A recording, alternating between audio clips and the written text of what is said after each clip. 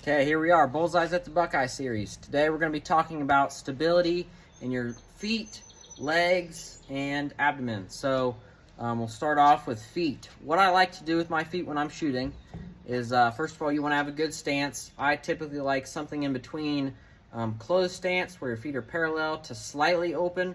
I don't like to go overboard on that open stance. Some guys like that. I personally don't. The other thing that I'll do with my feet is give a little bit of outward pressure, right? So kind of, plant my feet on the ground on a solid surface and then press outward slightly. That helps with stability in the wind and even some indoor situations. So that's one thing that I like to do. And a big thing that would help with that is having a great set of footwear. So I shot in Crocs, tennis shoes, boots, everything you can think of.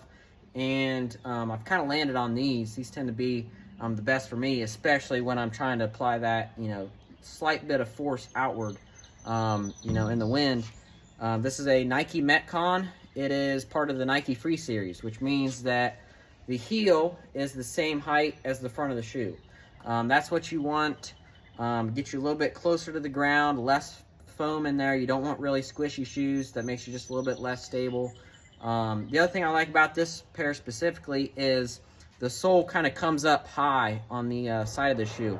That gives a lot of stability on the side, especially when you are pushing outward like that.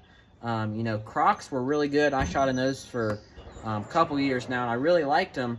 The only problem was they didn't have any side support. So when I was pressing outward, my heels would kind of slip and slide in there, and it was not good. So that's kind of what I do for footwear. Second thing is legs. I shoot with locked legs most of the time.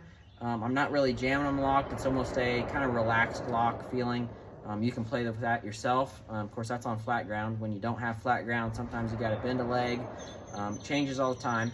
But one thing that I do like to watch is my hips. So first of all, you want your hips to be straight this way, right? You don't want to be leaning either direction. But one big thing that I look at is how your hips are doing this way. So you don't really want them leaning forward like this, arching your back, and kind of see how that arches my back. That's not quite ideal. You want more of a straight back, and to do that, you just kind of rotate your hips back like this. Now, obviously, that was exaggerated, but you just want to do that slightly when you're shooting. The other thing is chest. I like my chest to be slightly collapsed. I'm sure you've seen recurve archers. Their chest is way down, collapsed, something like this. I'm a little bit less than that, but definitely not like I've seen some compound archers like this.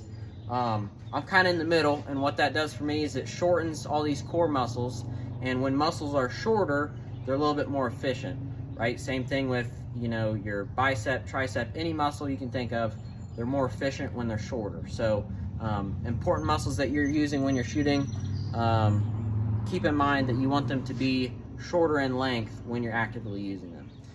So that's our tip for today. I'm going to keep working on making sure my hips are right and fine-tuning the amount of pressure I'm going to apply outward, especially when I'm shooting in the wind. And then I'll keep you guys updated with another video tomorrow.